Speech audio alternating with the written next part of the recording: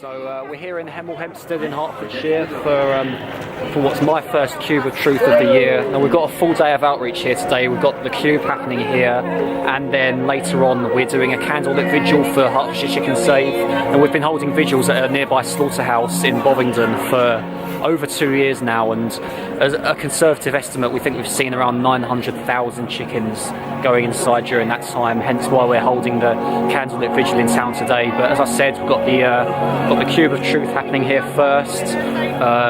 Fantastic turnout, as it always is here. Bloody freezing conditions, but as always we're just making the best of it. And yeah, this is the horrific footage that we've all seen countless times before, but for anyone going past it will most likely be their first time seeing this kind of thing. Absolutely horrendous in every way. It represents something I work with other people over to find out.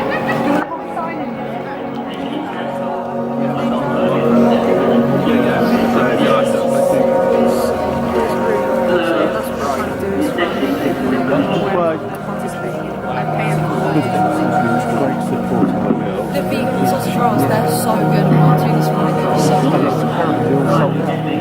Yeah, they all sold out yesterday, the day before I think, and they tend to by about like midday. So yeah, they're really good. And I think M&S have got a 60-piece vegan range. It would have been there's a lot of health problems normally cleared up on a vegan diet, yeah. Plant-based diet.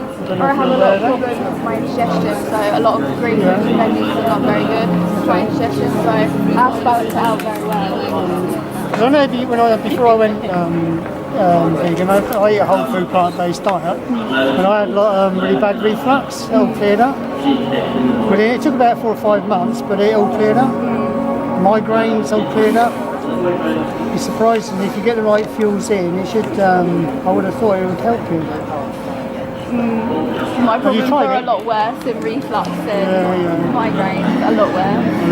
Yeah, very bad. Have you ever tried plant-based diet?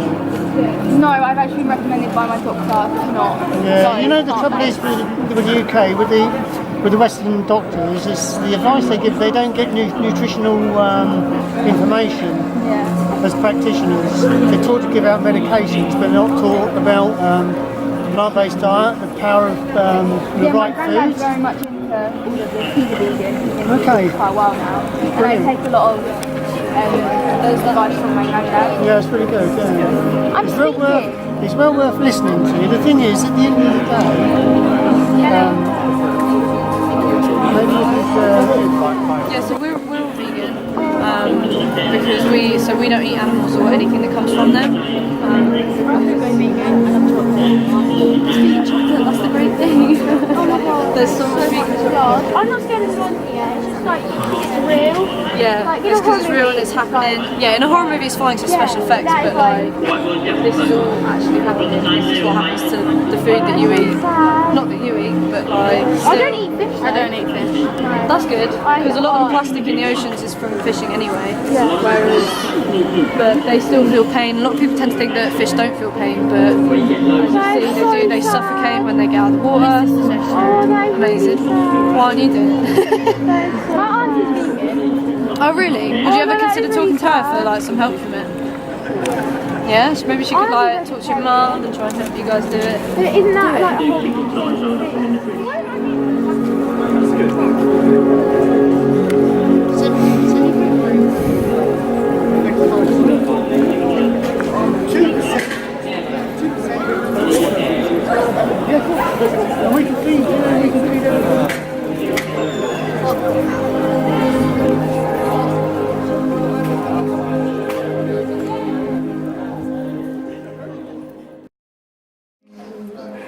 So we're now on to the second part of today's day of activism in Hemel Hempstead.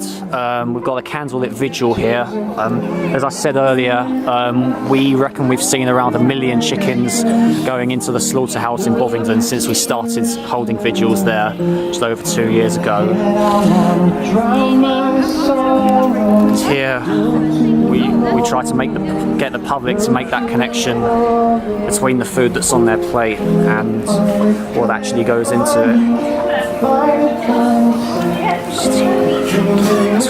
It's full-sized at 6 weeks old. Find it hard to tell you, I find it hard to take. When people run in circles, it's a very, very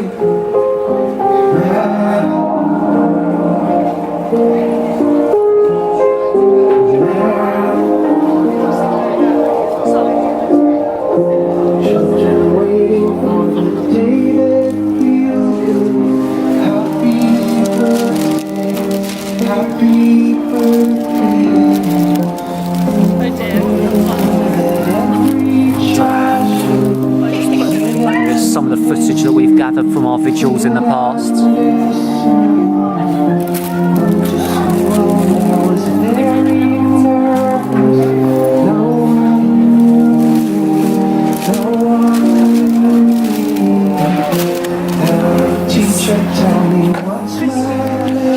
Gathering a fair amount of attention, as you'd expect, something as visually brilliant as this.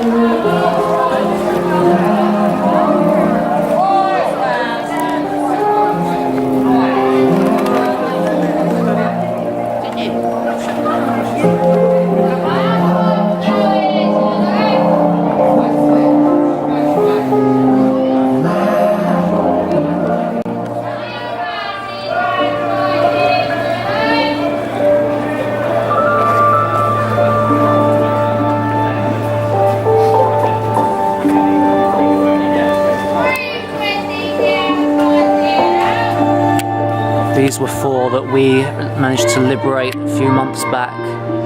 We managed to negotiate their release with the slaughterhouse manager. Sadly, one of them passed away recently, but the other 3 are still alive and well. They've been given the opportunity of life that they probably would never have been given otherwise. Unfortunately, the same cannot be said for the 1 million or so that we've seen go in at the other vigils.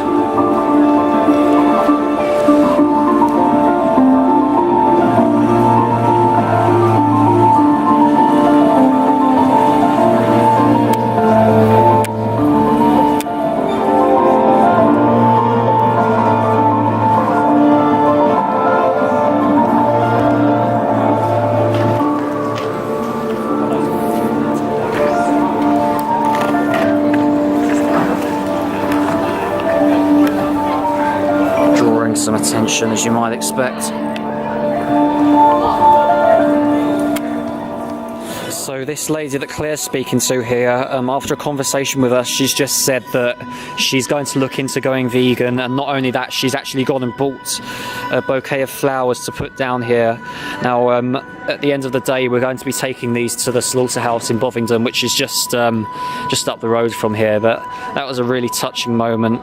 Just after that, I spoke to a couple of really young girls who said they would seriously look into it as well. So it's different kinds of approaches, really. Obviously, the aesthetic of the cube earlier really spoke to a lot of people, but something like this, something that's emotive in a different way, I guess you could say, also reaches different people. So it's been a really productive day for sure. About 10 minutes from the end now. It's been a really successful event. Lots of teary eyes from both members of the public and some of our volunteers here today.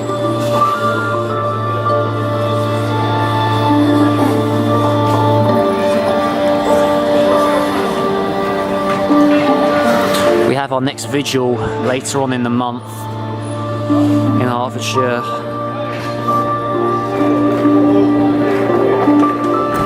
Where undoubtedly we'll see countless more animals, countless more chickens being brought in to have their lives stolen from them.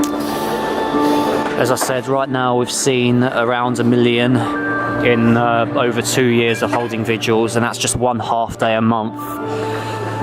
The scale of this is just absolutely incomprehensible, but that's why we'll keep going. That's why we'll keep fighting for them all over the world until this massacre comes to an end.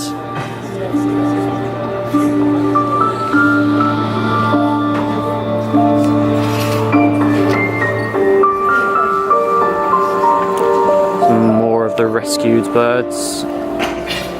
Not coming out particularly clear, but this one here, you can't see her very well, but her name's Ember.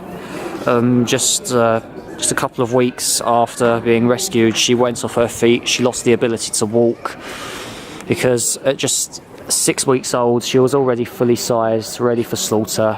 Her body, I mean, her legs couldn't handle her body weight, so she lost the ability to walk.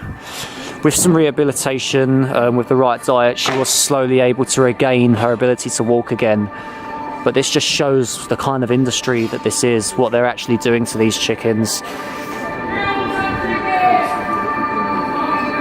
Got one complete arsehole over there, but it wouldn't be planet Earth if we didn't have at least one like that.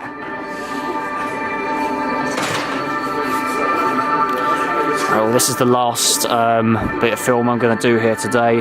Thanks everyone for watching. I'd strongly recommend setting up something like this in your own area because, as I said, this has been incredibly effective. Really pulls at the heartstrings, really gets people thinking. So, yeah, thanks again for watching, and I shall see you all soon.